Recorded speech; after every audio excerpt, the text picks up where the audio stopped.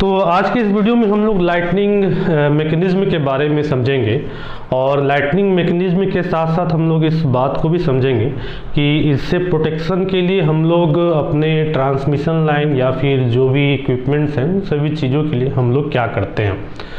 तो सबसे पहले कुछ कंडीशन आप देखते होंगे कि जब भी बिजली वगैरह चमकती है तो उस दरमियान क्या होता है कि आपके घरों की बिजली काट दी जाती है कि नहीं। जब भी आकाशीय बिजली जब चमकती है आसमान में तो आपके घरों की बिजली को काट दिया जाता है, ठीक है। तो ऐसा इसलिए किया जाता है कि कहीं ना कहीं आपके घर के इक्विपमेंट्स को सेफ किया जाए। लेकिन ज़रा एक बात सोचिए, ये बिजली आपके घरों की तो काट दी जाती है, लेकिन क्या मेन सप्लाई जो चलकर आ रहा है आपके शहर तक, पावर स्टेशन से चलकर जो आपके शहर तक आ रहा है, वो सप्लाई क्या कभी काटा जाता है? वो सप्लाई कभी भी नहीं काटा जाता है, किसी भी कंडीशन में उसको ऑफ नहीं किया जाता है। तो बिजली चमकने के वक्त आपके घर की तो लाइन काट दी गई, लेकिन जो आपके ग्रिड तक, पावर स्टेशन तक जो लाइट आ रहा है, जो करंट आ रहा है, जो करंट का फ्लो हो रहा है, उसको नहीं काटा जाता है। तो अब ऐसा तो नहीं है कि आपके घर का ही जो इक्विपमेंट्स है वही वल्नरेबल है या फिर वही डैमेज होने के कगार पर है इस चमकती हुई बिजली से। हमारा पावर ट्रांसमिशन लाइन भी जो है, जो कि कहीं पावर स्टेशन से पावर को लेकर आपके शहर तक, ग्रिड तक पहुंचाने का काम कर रहा है, जो कि 24/7 और 365 डेज कंटिन्यूअस वर्क करता है, वह भी कहीं ना कहीं इस डैमेज के चपेट में आता है। तो उसको बचाने के लिए, चूंकि वहाँ पर हम लोग पावर कट नहीं कर सकते हैं, तो उसको बचाने के लिए भी हम लोग कुछ इक्विपमेंट्स का वहाँ पर इस्तेमाल करते हैं। उसके बारे में हम लोग यहाँ पर चर्चा करेंगे। तो सबसे पहले इस बात को हम लोग समझ जाते हैं कि जब यह बिजली चमकती है, तो जब यह लाइटनिंग होता है, जब थंडर स्टॉर्म्स, जब आपको आसमान में बिजली चमकता हुआ या गरज के साथ आवाज़ जो सुनाई देता है, उसका मैकेनिज्म क्या होता है, सबसे पहले इस बात को हम लोग समझ लेते हैं। तो देखिए, जब भी यह मैकेनिज्म, क्लाउड फॉर्मेशन के हम लोग मैकेनिज्म को समझते हैं सबसे पहले, तो देखिए ये जो चीज़ पहले के ज़माने में इसको कुछ अलग ढंग से लोग लेते थे, रिलीजियस व्यू वगैरह से लोग लेते थे, उनको उतना जानकारी नहीं था। तो एक बेंजामिन फ्रैंकलिन नाम के एक साइंटिस्ट आए, ठीक है। क्या नाम के साइंटिस्ट आए? बेंजामिन फ्रैंकलिन नाम के एक साइंटिस्ट आए। तो बेंजामिन फ्रैंकलिन नाम के जो साइंटिस्ट हुए, उन्होंने एक एक्सपेरिमेंट किया, ठीक है। उन्होंने एक एक्सपेरिमेंट किया, बेंजामिन फ्रैंकलिन, ठीक है। मैं बिल्कुल आपको बेसिक से लेकर अपर स्टैंडर्ड तक इसमें कवर कर दे रहा हूँ, ठीक है। तो बेंजामिन फ्रैंकलिन नाम के एक साइंटिस्ट आए, जिन्होंने एक काइट एक्सपेरिमेंट सबसे पहले किया, ठीक है। एक काइट एक्सपेरिमेंट किया। वो क्या किए कि जब ऐसा सिचुएशन था, बारिश का टाइम था, बारिश हो रहा था और बिजली भी जब चमक रहा था, तो उस टाइम उन्होंने एक पतंग उड़ाया, ठीक है। एक पतंग उड़ाया और इस पतंग में उन्होंने क्या किया कि धागा जो बांधा, उन्होंने सिल्क का बांधा, ठीक है। और सिल्क का धागा बांधकर उन्होंने यहाँ पर कहीं एक मेटल का जो चाबी की जो होता है उसको लटका दिया, ठीक है। और वो यहाँ से उस पतंग को उड़ा रहे थे। तो जब यह बिजली चमका तो क्या हुआ कि उनको इस मेटल की से, जो उन्होंने की यहाँ पर बांध के रखा था, यहाँ से एक चमक उनको दिखाई दिया, ठीक है। तो वह इस बात से प्रूफ कर दिए कि जो आसमान में जो बिजली चमकती है उसमें करंट होता है, ओके। वह इस बात को यहाँ से प्रूफ कर लिए कि भाई जो आसमान में बिजली जो चमक रही है उसमें करंट हो रहा है, ठीक है। तो ये बात बेंजामिन फ्रैंकलिन ने सबसे पहले प्रूफ कर दिया। अब देखिए, ये जो आसमान में जो बिजली चमक रही है, इसमें करंट जा कहाँ से रहा है, इसकी हम लोग चर्चा कर लेते हैं। तो मान लीजिए कि हमारा कोई तालाब है, ठीक है। इस तालाब से क्या हुआ कि वाटर जो है वो इवापोरेट हो रहा है, ठीक है। वाष्पीकरण हो रहा है पानी का, ठीक है। लिक्विड स्टेट से वह क्या हो रहा है, गैसियस स्टेट में कन्वर्ट हो जा रहा है। कंटिन्यूअस प्रोसेस है, ऐसा हमेशा होते रहता है। तो अब ये जो वाटर मॉलिक्यूल्स, जो ड्रॉपलेट्स हुए, जो गैसियस फॉर्म में तब्दील हो गए हैं, यह अब हल्के हैं। तो हल्का होने के कारण यह ऊपर की ओर जाना चाहेंगे। तो ऊपर की ओर ये जैसे जैसे जाएंगे तो हमारा यहाँ का जो इन्वायरमेंट है ये तो खाली नहीं है कि नहीं, ये भी गैसियस से भरा हुआ है। तो इनके साथ इनका क्या होगा, इन गैसियस पार्टिकल से इनका क्या होगा, घर्षण होगा, ठीक है, फ्रिक्शन होगा। तो गैसियस पार्टिकल से जैसे ही हमारा वाटर वेपर क्या करेगा, फ्रिक्शन करेगा, तो इसको ऊपर जाने के क्रम में धीरे धीरे फ्रिक्शन के कारण, ड्यू टू द फ्रिक्शन, यहां पर क्या होने लगेगा, चार्जेस बनने लगेंगे। ठीक है, क्या बनने लगेंगे, चार्जेस बनने लगेंगे। अब यह ऊपर में कुछ लेवल पर जाने के बाद यह क्या हो जाएगा, ठंडा होने लगेगा। ठंडा होने के साथ भारी हो जाएगा। भारी होने के साथ अब यह और ऊपर नहीं जा पाएगा, क्योंकि अब वहां पर यह बिल्कुल डस्ट पार्टिकल, सैंड, एकदम हल्का बर्फ की तरह यह जम जाएगा। ठीक है, क्योंकि ऊपर में टेम्परेचर कम है। तो अब यहां पर जब यह पहुंच गया वाटर ड्रॉपलेट्स, तो इसमें अब क्या हो गया, चार्ज कंटेन हो गए। ठीक है, इसमें अब क्या हो गए, चार्ज कंटेन हो गए। तो अब यह ऊपर बादल बनने के बाद, बादल में क्या क्या चीजें, वाटर ड्रॉपलेट्स हैं, गैसियस हैं, डस्ट पार्टिकल्स हैं, काफी सारे चीज हैं। तो अब यह क्या करने लगा, अपने अंदर में चार्ज भी कंटेन करके रखने लगा। तो अब यहाँ पर जो चार्ज है उनका सेपरेशन चालू हो जाएगा। ठीक है, जैसे ही बादल बने, बादल बनने के बाद जैसे ही यह स्थिर हुआ, तो यहाँ पर अब चार्जेस क्या होने लगेंगे, सेपरेट होना शुरू करेंगे। तो सेपरेट होने के दरमियान जो चार्ज है, निगेटिव चार्ज जो है वह यहाँ पर बैठने लगेंगे। ठीक है, और पॉजिटिव चार्ज जो है वह ऊपर की ओर चले जाएंगे। ठीक है, जितने भी पॉजिटिव चार्जेस हैं वह ऊपर की ओर चले जाएंगे। ऐसा इसलिए होगा क्योंकि नीचे में जो हमारा ग्राउंड है, नीचे में जो हमारा सतह है, वह एक कैसा है, न्यूट्रल है। तो न्यूट्रल में हम लोग जनरली इसको पॉजिटिव टाइप्स का लेते हैं। ठीक है, जनरली हम लोग इसको पॉजिटिव टाइप का लेते हैं। तो इस पॉजिटिव के opposite, due to the process of induction, देखिए दो प्रोसेस यहां पर काम कर रहा है। एक process of friction, process of friction के कारण यहां पर चार्ज क्या हो रहा है, इराइज हो रहा है। और due to the process of induction यहां पर क्या हो रहा है, चार्ज का सेपराइजेशन हो रहा है, सेपरेट हो रहा है चार्ज। तो इसीलिए यहां पर क्या होने लगेंगे, निगेटिव चार्ज सेपरेट होने लगेंगे। ठीक है, अब यहां पर पॉजिटिव चार्जेस हो गए। ठीक है, जितने भी पेड़ वगैरह हैं इन सभी पर क्या होने लगा, पॉजिटिव चार्जेस क्रिएट होने लगे। ठीक है, जितने भी पेड़ हैं इन सभी पर पॉजिटिव चार्जेस होने लगे। ठीक है, अब अक्सर देखते होंगे कि जहां पर ज्यादा पेड़ वगैरह होता है वहां पर बारिश ज्यादा होती है। तो इसका कारण भी यही है, क्योंकि यह पेड़ जो पॉजिटिव चार्जेस के हो गए हैं, यह निगेटिव चार्जेस के बादल को अट्रैक्ट ज्यादा करते हैं। तो इसीलिए जहां ग्रीनरी ज्यादा होता है वहां पर बारिश ज्यादा होती है, और जहां पर मरुस्थल है वहां पर बारिश कम होती है, क्योंकि बादल को अट्रैक्ट करने के लिए वहां पर सफिशिएंट चार्जेस नहीं होते हैं।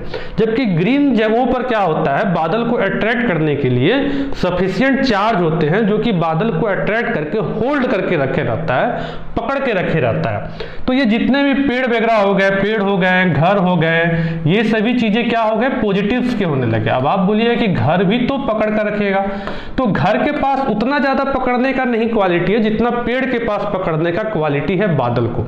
ठीक है, तो ये घर वगैरह जो हो गए वो भी क्या हो गए, पॉजिटिव हो गए। तो देखिए अब क्या होगा, जब बादल जो हमारा है वह निगेटिव्स हो गया, एक और कोई बादल हुआ, वह भी हमारे पास चार्ज कंटेन करके रखा हुआ है। ठीक है, वह भी चार्ज कंटेन करके रखा हुआ है। तो अब जब इनके पास बहुत ज्यादा चार्ज हो गया, और जैसे ही बादल एक चार्ज क्लाउड दूसरे चार्ज क्लाउड से टकराया, तो इनके बीच में एक विस्फोट हो गया, क्योंकि चार्ज बहुत ज्यादा है। और आप जानते हैं करंट का फ्लो किससे होता है, चार्ज से ही होता है। करंट बनता किससे है, चार्ज से ही बनता है। तो क्या हो गया, बहुत ज्यादा चार्ज होने के कारण अब यह अपने आप को स्थिर करने की कोशिश करेंगे। ठीक है, ऐसा जगह पर जाने की कोशिश करेंगे जहां पर कम चार्ज हो। ठीक है, जहां पर पोटेंशियल बहुत ज्यादा हाई हो गया, तो हाई पोटेंशियल से अब चार्ज जो है वो लोअर पोटेंशियल की ओर जाकर अपने आप को न्यूट्रलाइज करने की चाहत रखेंगे। तो जैसे ही यह टकराव होगा, तो इन टकराव के बीच में क्या होगा, हमारा जो एयर है ये तो इंसुलेटिंग मटेरियल है, यह करंट को फ्लो नहीं कराता है, लेकिन यहां पर चार्ज इतना ज्यादा हो जाएगा कि यहां का जो एयर का जो इंसुलेटिंग क्वालिटी था वह ब्रेक डाउन हो जाएगा, वह टूट जाएगा। और हवा में भी करंट का यहां पर क्या होने लगेगा, फ्लो होने लगेगा, क्योंकि चार्ज का अमाउंट बहुत ज्यादा है। देखिए कोई भी चीज इंसुलेटर है तो परफेक्ट इंसुलेटर नहीं नहीं हो सकता है। कोई भी चीज परफेक्ट इंसुलेटर नहीं हो सकता है, वह चाहे एयर ही क्यों ना हो, वह चाहे लकड़ी ही क्यों ना हो, कोई भी चीज क्यों ना हो, परफेक्ट इंसुलेटर नाम का कोई भी चीज नहीं हो सकता है। परफेक्ट नॉन कंडक्टर नाम का कोई भी चीज नहीं हो सकता है। सबका कुछ टेंडेंसी है, सबका कुछ लिमिट है, उस लिमिट तक ही वह परफेक्ट इंसुलेटर या परफेक्ट नॉन कंडक्टर वह बन पाएगा। उस लिमिट के ऊपर उसका क्या हो जाएगा, मॉलिक्यूल्स जो है वह ब्रेक कर जाएंगे, ठीक है, उनके मॉलिक्यूल्स क्या हो जाएंगे, टूट जाएंगे। भाई अब किसी का भी लिमिट है, अब यह भले इसको नहीं करंट पास कराने दे रहा है, लेकिन जब बहुत ज्यादा हम किसी चीज पर प्रेशराइज कर देंगे तब तो उसके पास कोई चारा ही नहीं बचेगा। अब दीवार ही है मान लीजिए, तो दीवार को हम लोग नहीं तोड़ पाते हैं, लेकिन ऐसा तो नहीं है कि दीवार टूटने वाला ही नहीं है, कोई बड़ी चीज लेकर आएंगे तो दीवार भी टूट जाएगा। क्रेन वगैरह जो है वो दीवार को भी तोड़ देता है। तो दीवार मजबूत है, लेकिन मजबूत किसके सामने है, हमारे सामने है, क्रेन के सामने वह कमजोर है। तो इसी तरह से एयर जो है वह हमारा इंसुलेटिंग मटेरियल है, वह करंट को फ्लो नहीं कराता है, लेकिन किसके लिए, जो छोटे करंट होते हैं उनको वह फ्लो कराने में रोक देता है। उसके दरमियान उनका रेसिस्टेंस हाई रहता है, लेकिन जब करंट बहुत ही ज्यादा हाई हो जाता है तो उनका जो रेसिस्टेंस होता है, जो रोकने की क्षमता होती है, वो उसके सामने छोटी पड़ जाती है, बौनी पड़ जाती है। तो यहाँ पर चूंकि हमारे बहुत सारे चार्ज स्टोर होते हैं, तो ऐसे कंडीशन में जैसे ही चार्ज का टकराव होता है तो उसके कारण एयर का जो हमारा इंसुलेटिंग प्रॉपर्टीज जो है वो ब्रेक डाउन हो जाता है, टूट जाता है, और एयर हमारा क्या करने लगता है, करंट को कंडक्ट करने लगता है। अब यह करंट देखता है कि हमको किस जगह पर जाकर हम न्यूट्रलाइज हो सकते हैं, तो उसको दिखता है कि ये पेड़ वगैरह जो है ये पॉजिटिव है, अर्थ में तो कितना भी चार्ज समा जाए उस सबको वह न्यूट्रलाइज करने का पावर रखता है। तो यह क्या होता है, तेजी से यह अर्थ की ओर बढ़ना शुरू करता है, तेजी से यह अर्थ की ओर, ग्राउंड की ओर बढ़ना शुरू करता है अपने आप को न्यूट्रलाइज करने के लिए। अब इस रास्ते में जो भी चीजें आएंगी, ठीक है, उसको यह क्या कर देगा, अगर न्यूट्रलाइज करने की उसके पास क्षमता है तो वह न्यूट्रलाइज कर देगा, लेकिन अगर उनके पास न्यूट्रलाइज करने की क्षमता नहीं है और वह बीच रास्ते में आ गया तो उसको वह क्या करेगा, जला देगा। क्योंकि करंट है, करंट क्या प्रोड्यूस करता है, हीट प्रोड्यूस करता है। तो हीट प्रोड्यूस करता है तो हीट में क्या है, जलाने की क्षमता है, गर्म करके उसको क्या करेगा, जला देगा। अब देखिए, अब यहाँ पर यह बात तो क्लियर हो गया कि जैसे ही वह एयर मॉलिक्यूल से पास करेगा तो हीट एनर्जी पास करेगा, हीट एनर्जी पास करेगा तो उसके मॉलिक्यूल्स जो है वह फ्लैश करके, ठीक है, एक चमक के साथ वह जलेंगे, ठीक है। अब देखिए, चमक के साथ जलेंगे तो जलेगा कोई चीज तो हमको लाइट एनर्जी प्रोड्यूस होगा, लाइट एनर्जी वो हमारे आंखों तक आएगा। लेकिन अब इसमें साउंड एनर्जी कहां से आता है, इस बात की भी हम लोग चर्चा करते हैं कि आखिर साउंड एनर्जी लाइटनिंग के दरमियान क्यों प्रोड्यूस होता है। तो देखिए, चमक, लाइट दिखने का तो कारण यह हुआ कि करंट का फ्लो हुआ, और करंट का फ्लो जैसे ही हुआ तो एयर एक इंसुलेटिंग मटेरियल है, उसके मॉलिक्यूल जो है उसको अपोज करेंगे, अपोज करने के दरमियान क्या होगा, वहां पर हीट एनर्जी प्रोड्यूस होगा। हीट एनर्जी जैसे ही प्रोड्यूस होगा तो जो मॉलिक्यूल्स होंगे वह जल जाएंगे, जलेगा तो लाइट एनर्जी प्रोड्यूस होगा, जिसको हम देख रहे हैं। लेकिन साउंड का क्या मैकेनिज्म है, तो देखिए, जैसे ही यह लाइटनिंग पास करेगा, ठीक है, तो इसने क्या किया, जितने भी एयर मॉलिक्यूल्स थे इसको क्या कर दिया, इसने जला दिया। तो जला दिया तो एक वहां पर क्या हो गया, खाली जगह बन गया। अगर यहां के मॉलिक्यूल्स को हम जला दें तो यहां बचा क्या, खाली जगह बच गया। अब इस खाली जगह को भरने के लिए जो अदर गैसेस मटेरियल होंगे, जो सराउंडिंग में मॉलिक्यूल्स होंगे, वह क्या करेगा, आकर इसको भरेगा, इस खाली जगह को क्या करेगा, भरेगा। ये जो खाली जगह बन गया, इसको अब इधर से एयर आकर भरने की कोशिश करेगा, इधर से एयर आकर भरने की कोशिश करेगा। तो अब इस खाली जगह को जब एयर आकर भरने की कोशिश करेगा तो देखिए, एयर मॉलिक्यूल्स हम लोग बोलते हैं तो क्या होता है, एयर मॉलिक्यूल्स में वाइब्रेशन क्रिएट होता है, ठीक है, तो उसी वाइब्रेशन के कारण हमारा साउंड प्रोड्यूस होता है। यानी कि जैसे ही यह एयर जो है वह खाली जगह को भरने के लिए आएगा तो वह इतना स्पीड से भरने के लिए आएगा कि वहां पर क्या हो जाएगा, साउंड एनर्जी क्रिएट हो जाएगा। ठीक है, समझ रहे हैं बात को। तो खाली जगह को भरने के लिए चूंकि लाइटनिंग ने क्या किया, बहुत ज़्यादा इलेक्ट्रिसिटी प्रोड्यूस किया, और इलेक्ट्रिसिटी प्रोड्यूस करने के कारण एयर उसको पहले रोकने की कोशिश किया, तो रोक नहीं पाया, तो उसके मॉलिक्यूल्स क्या हो गए, जल गए। जलने के कारण वहां पर लाइट एनर्जी प्रोड्यूस हुआ और एक रिक्त स्थान, खाली स्थान बन गया। अब उस खाली स्थान को भरने के लिए जैसे ही एयर बाहर से आएगा, उस खाली स्थान को भरेगा, तो क्या होगा, मॉलिक्यूल्स के वाइब्रेशन क्रिएट हो जाएंगे। तो मॉलिक्यूल्स के वाइब्रेशन क्रिएट होंगे तो क्या होगा, हमको साउंड एनर्जी भी वहां पर प्रोड्यूस होता हुआ दिखेगा। तो ये चीजें जो है वह बहुत लोगों को नहीं मालूम होता है। सीधा सीधी लोग जानते हैं कि लाइटनिंग के दरमियान लाइट जो है वह तेजी से आता है, क्योंकि लाइट का स्पीड तेज होता है और साउंड का स्पीड स्लो होता है, इसीलिए साउंड बाद में सुनाई देता है और लाइट पहले दिखाई देता है। तो यह एग्जैक्ट रीजन नहीं है इसका। एग्जैक्ट रीजन क्या है कि पहले लाइटनिंग ही होता है, उसके बाद साउंड क्रिएट होता है। ठीक है, पहले बर्निंग होता है, वो जो पार्ट है उस पार्ट का जहां से वो करंट पास किया, उस पार्ट के मॉलिक्यूल्स पहले बर्न होते हैं, तो बर्न होते हैं तो हमको लाइट दिखाई देता है। अब उस जगह को खाली हो जाने के कारण एयर बाहर से आकर उसको भरता है, तो भरता है तब साउंड एनर्जी क्रिएट होता है वहां पर। तो इसका मेन रीजन यही है कि पहले लाइट प्रोड्यूस होता है, उसके बाद साउंड एनर्जी प्रोड्यूस होता है। उसके बाद सेकेंडरी रीजन है कि चूंकि लाइट का स्पीड तेज होता है तो हम लोगों के पास जल्दी पहुंच जाता है, और साउंड का स्पीड स्लो होता है। तो यह सेकंड रीजन है। पहला रीजन यही है कि पहले भैया लाइट ही प्रोड्यूस होता है, उसके बाद साउंड प्रोड्यूस होता है। तो इस बात को भी आप समझ गए होंगे अच्छे तरीके से। तो अब देखिए, अब ये क्या होगा, ये आकर अर्थ में समाने की कोशिश करेगा। तो अर्थ में समाने की कोशिश करेगा, इसके बीच में जो भी चीजें आएंगी उसको यह क्या करेगा, जलाकर इसको राख कर देगा। अब इससे बचने के लिए कुछ उपाय हम लोग करते हैं। ठीक है, जैसा कि आपदा प्रबंधन विभाग के द्वारा भी काफ़ी सारा गाइडलाइंस जो है इसको लेकर दिया जाता है, क्योंकि लाइटनिंग के कारण काफ़ी लोगों की मौत अक्सर होती है। ठीक है, एक बार तो फुटबॉल का मैच हो रहा था, तो फुटबॉल के मैच में, क्योंकि फुटबॉल का मैच जो है वो बारिश के टाइम भी रुकता नहीं है। ठीक है, वह ओरिजिनल आउटडोर गेम में है, बारिश भी होता है तो भी वह फुटबॉल का मैच होते रहता है, क्रिकेट वाला कंडीशन वहाँ पर नहीं है।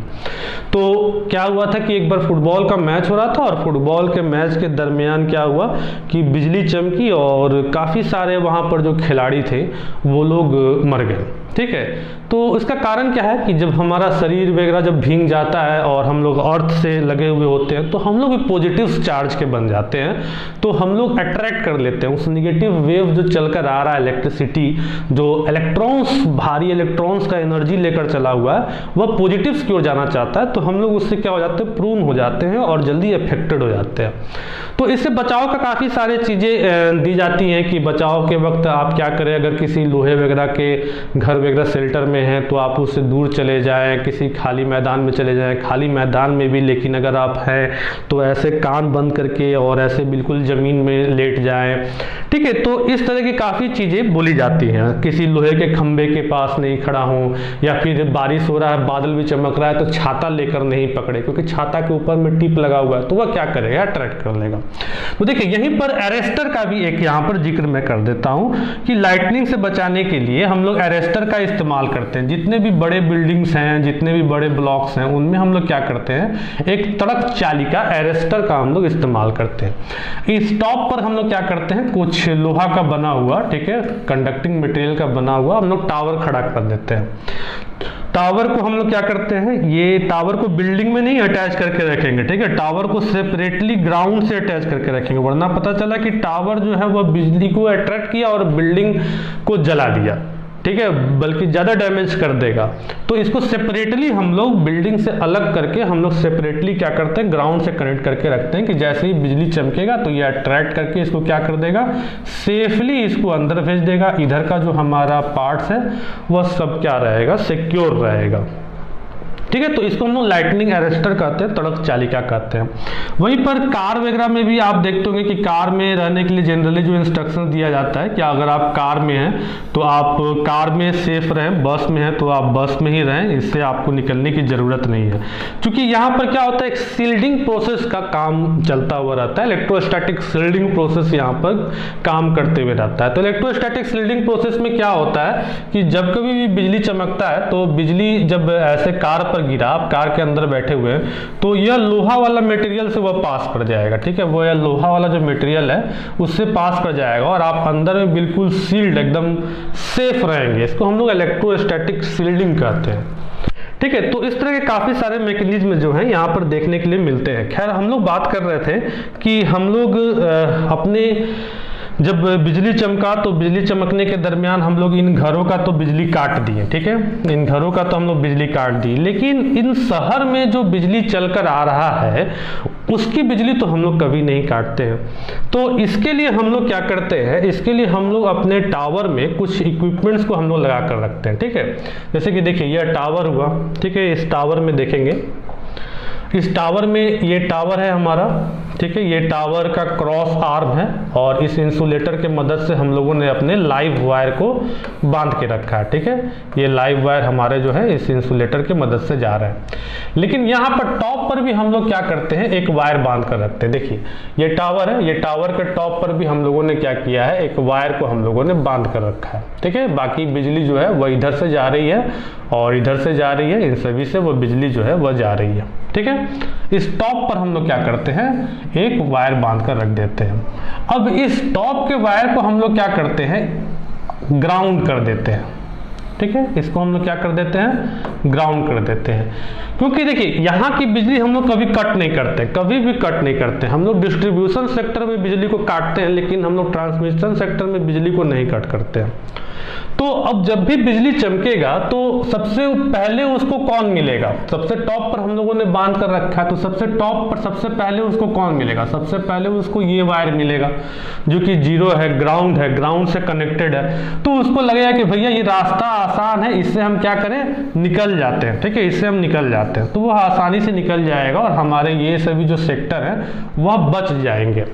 लेकिन अगर हम इनका इस्तेमाल नहीं करें, अगर हम इनका इस्तेमाल नहीं करें तब क्या चीजें होंगी, अगर हम इनका इस्तेमाल नहीं करें तब क्या होगा भाई, अगर हम इनका इस्तेमाल नहीं करें तो जैसे ही बिजली चमकेगा तो बिजली क्या देखेगा, अच्छा ये लाइव वायर है, तो इस लाइव वायर में वह क्या होने लगेगा, चलने लगेगा, ठीक है। तो क्या होगा, एक तो ऑलरेडी हम लोग 1100 वोल्ट हम लोग दे रहे हैं, 1100 वोल्ट के जगह पर हम लोग और ज़्यादा ऊपर से बिजली आएगा, क्योंकि बिजली जो है वो बहुत ही हाई वोल्टेज, इतना हाई वोल्टेज है कि उसको कैलकुलेट करना भी अभी तक आसान नहीं हो पाया। एग्जैक्टली हम लोग कैलकुलेट भी नहीं कर पा रहे हैं कि वह कितना ज़्यादा वोल्ट क्रिएट करता है, क्योंकि वो सर्टेन बिल्कुल फ्रीक्वेंसी ऑफ टाइम इतना ज़्यादा हाई वोल्टेज क्रिएट करता है कि हम लोग उसको पकड़ पाए, किसी जगह पर कंटेन कर पाए, रोक पाए, तभी तो हम लोग उसका पता कर पाए कि आखिर भाई यह कितना ज़्यादा बिजली को रखता है। तो हम लोग उसको पकड़ ही नहीं पाते हैं, उसको कंटेन ही नहीं कर पाते, तो पता ही नहीं चलता है। तो हमारा क्या होगा, इस ट्रांजिएंट पे इस वायर पर क्या हो जाएगा, बहुत ही ज़्यादा हाई वोल्टेज हो जाएगा, जिससे हमारा पूरा सिस्टम जो है वह क्या हो जाएगा, ब्रेकडाउन हो जाएगा, पूरा सिस्टम हमारा खराब हो जाएगा और ये टावर्स वगैरह भी हमारे डैमेज हो जाएंगे। इन टावर पर भी हमारा इन वायर भी हमारा अफेक्टेड हो जाएगा। तो काफ़ी ज़्यादा प्रॉब्लम जो है हमारी यहाँ पर क्रिएट हो जाएंगी। तो इसीलिए हम लोग यहाँ पर क्या करते हैं, टॉप पर हम लोग अपने टावर पर एक न्यूट्रल वायर का हम लोग इस्तेमाल करते हैं, ग्राउंड वायर का हम लोग इस्तेमाल करते हैं कि जब कभी भी बिजली चमकेगा, क्योंकि इनका तो हम लोग पावर सप्लाई कट कभी नहीं कर सकते हैं, पूरे 365 दिन यह चलते रहता है, 24 आवर चलते रहता है। जो भी पावर कट होता है वह हम लोगों के घरों के सेगमेंट में पावर कट होता है, डिस्ट्रीब्यूशन लेवल पर पावर कट होता है, प्राइमरी लेवल पर हमारा पावर जो है वह कट नहीं होता है। तो आई होप कि आप इन सभी बातों को अच्छे ढंग से समझ गए होंगे। मैंने आपको बताया कि क्या क्या चीज़ें होती हैं, मैकेनिज्म बिजली चमकने में, किस प्रकार से लाइटनिंग होता है, किस प्रकार से साउंड क्रिएट होता है। तो बेसिकली हमारा चार्ज के कारण होता है। चार्ज में यहाँ पर हमारा दो प्रोसेस काम कर रहा होता है, एक due to the friction charge create हो जाता है और due to the process of induction charge separation होता है और वो फिर अट्रैक्ट होकर हमारे अर्थ की ओर चला आता है। ओके और फिर इससे बचने के लिए हम लोग कौन कौन किस किस प्रक्रिया का इस्तेमाल करते हैं इसके बारे में भी मैंने आपको जिक्र कर दिया। तो आई होप कि आप इन सभी बातों को अच्छे ढंग से समझ गए होंगे, और किसी भी तरह का मन में डाउट हो, अच्छा लगा हो, बुरा लगा हो, आप ज़रूर कमेंट करेंगे, और वीडियो पसंद आया हो तो लाइक कर देंगे, चैनल पर नए होंगे तो सब्सक्राइब कर देंगे, क्योंकि आपको आपसे रिलेटेड कंटेंट जो है वो इस चैनल पर हमेशा मिलते रहते हैं। तो फिर से मिलेंगे कुछ इसी प्रकार के और भी टॉपिक्स के साथ, तब तक के लिए थैंक्स, बाय बाय।